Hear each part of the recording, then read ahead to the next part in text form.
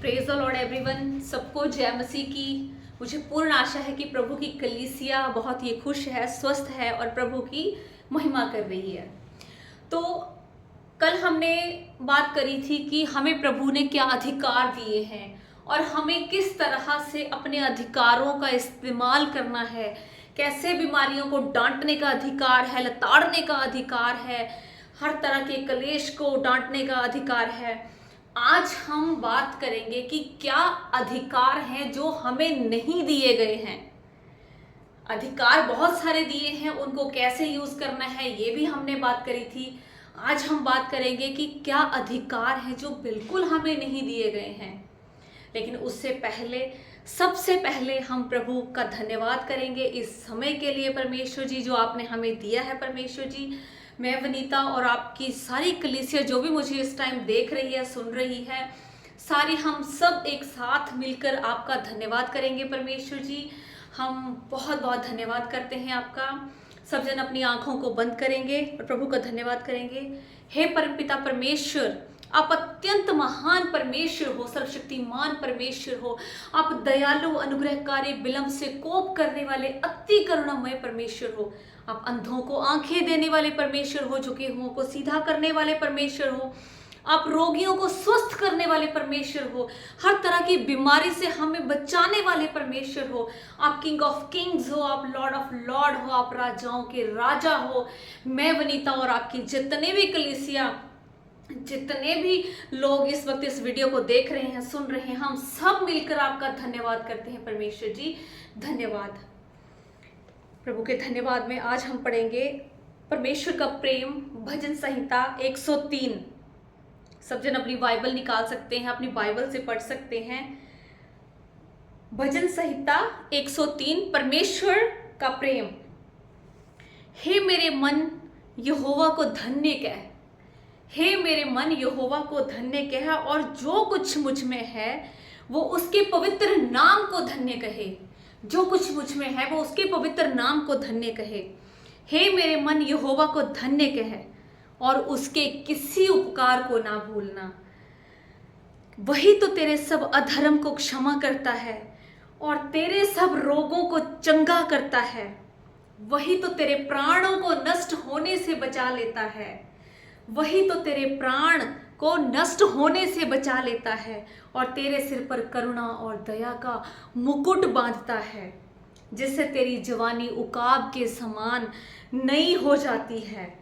वही तो तेरी लालसा को उत्तम पदार्थों से तृप्त करता है, जिससे तेरी जवानी उकाब के समान नई हो जाती है। यहोवा सब पिसे हुओं के लिए धर्म और न्याय के काम करता है। उसने मूसा को अपनी गति और इस्राएलियों पर अपने काम प्रकट किए। यहोवा दयालु, अनुग्रहकारी, विलंब से कोप करने वाला और अति करुणामय परमेश्वर है। वह सर्वदा वाद विवाद करता ना रहेगा, ना उसका क्रोध सदा के लिए भड़का रहेगा। उसने हमारे पापों के अनुसार हमसे व्यवहार नहीं किया और ना ही हमारे अधर्म के कामों के अनुसार हमको बदला दिया है। जैसे आकाश पृथ्वी के ऊपर ऊंचा है, वैसे ही उसकी करुणा उसके डरवैयों के ऊपर प्रबल है। उदयाचल अस्ताचल से जितनी दूर है, उसने हमारे अपराधों को हमसे उतनी ही दूर कर दिया है। जैसे एक पिता अपने बालकों पर दया करता है, वैसे ही यहोवा अपने डरवैयों के ऊपर दया करता है। क्योंकि वह हमारी सृष्टि जानता है, उसको स्मरण रहता है कि मनुष्य मिट्टी ही है। मनुष्य की आयु घास के समान होती है, वह मैदान के फूल के समान फूलता है, जो पवन लगते ही ठहर नहीं सकता और ना वह अपने स्थान में फिर मिलता है। परंतु यहोवा की करुणा उसके डरवैयों पर युग युग और उसका धर्म उनके नाती पोतों पर सदा प्रकट होता रहता है। अर्थात जो उनकी वाचा का पालन करके, उसके उपदेशों को स्मरण करके उन पर चलते हैं। यहोवा ने तो अपना सिंहासन स्वर्ग में स्थिर किया है, उसका राज्य पूरी सृष्टि पर है। हे यहोवा के दूतों, तुम जो बड़े वीर हो, उसके वचन के मानने से उसको पूरा करते हो, उसको धन्य कहो। हे यहोवा की सेनाओं, हे उसके टहलुओ, तुम जो उसकी इच्छा को पूरा करते हो, उसको धन्य कहो। हे यहोवा की सारी सृष्टि, उसके राज्य के सब स्थानों में उसको धन्य कहो।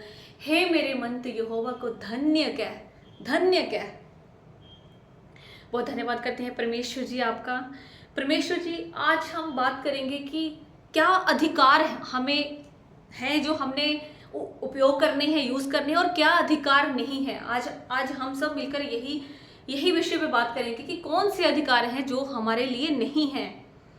तो इसके लिए आप निकाल सकते हो मत्ती अध्याय, नया नियम का मत्ती अध्याय 7 का वर्ष 1 और 2 अपनी बाइबल से आप निकाल सकते हैं। उसमें लिखा है, दोष मत लगाओ कि तुम पर भी दोष लगाया जाए, क्योंकि जिस प्रकार तुम दोष लगाते हो उसी प्रकार तुम पर भी दोष लगाया जाएगा। जिस नाप से तुम नापते हो उसी नाप से तुम्हारे लिए भी नापा जाएगा। डू नॉट जज and you will not be judged. Do not जज and you will not be judged. Do not condemned and you will not be condemned. Forgive and you will forgiven.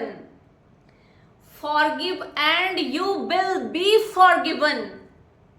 याद रखो इस चीज को, हमें ये अधिकार नहीं है जजमेंट। हमें बिल्कुल भी अधिकार नहीं है कि हम किसी को जज करें।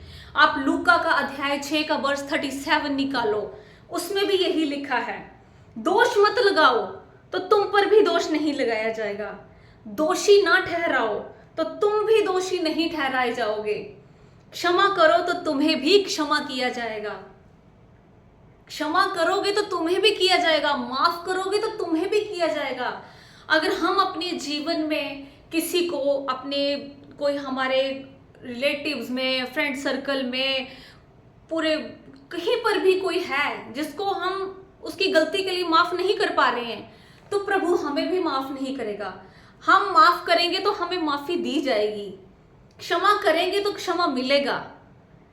और हमें जजमेंट नहीं देनी है कि वो गलत है, उसने गलत किया, उसने ऐसा किया, उसने वैसा किया, फलाने ब्रदर ने ऐसा किया, सिस्टर ने ऐसा किया। नहीं, जजमेंट वो करेगा, जजमेंट खुदावंद करेगा, जजमेंट हमारा यीशु करेगा।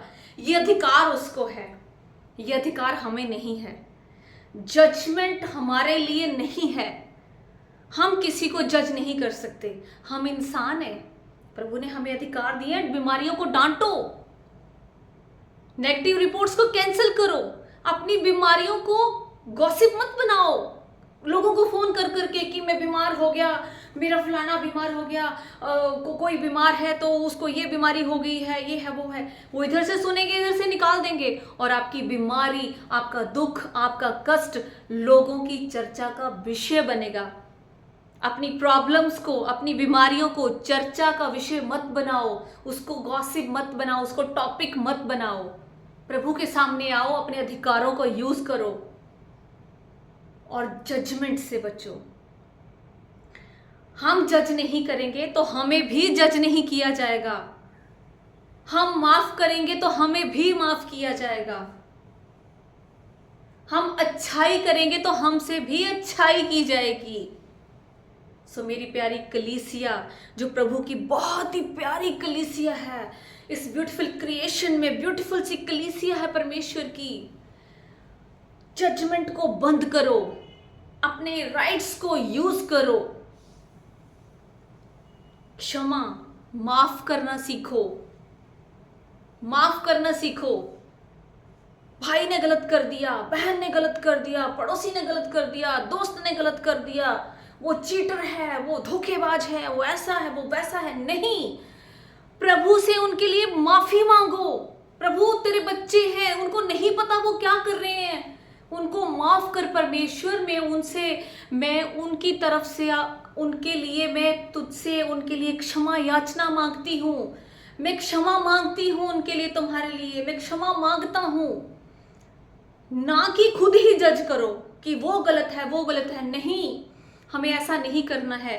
मेरा पक्का विश्वास है कि जो भी प्रभु की प्यारी सी कलीसिया मुझे देख रही है, मुझे सुन रही है, उन्होंने आज ये पक्का कर लिया है कि हम जजमेंट नहीं करेंगे, हम किसी पे दोष नहीं लगाएंगे, हम क्षमा करना सीखेंगे, हम पोलाइटनेस सीखेंगे, हम बुरा नहीं बोलेंगे, तो आज मुझे पूरा विश्वास है कि प्रभु की कलीसिया ने ये सब बहुत अच्छे से अपने मन में ठान लिया है कि आज तक प्रभु जो हो गया उसके लिए हम माफ़ी मांगते हैं। परमेश्वर हमें माफ़ कर, हम घुटनों पे आके तुझसे माफ़ी मांगते हैं, हमें माफ़ कर। लेकिन आगे से परमेश्वर जी हम किसी को जज नहीं करेंगे, किसी पे दोष नहीं लगाएंगे।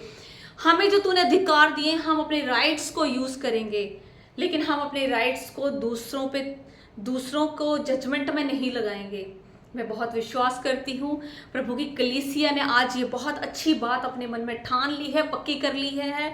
तो सबको जय मसीह की। पूरी कलीसिया खुश रहे, स्वस्थ रहे और प्रभु की महिमा में जिंदगी बताए। आमीन।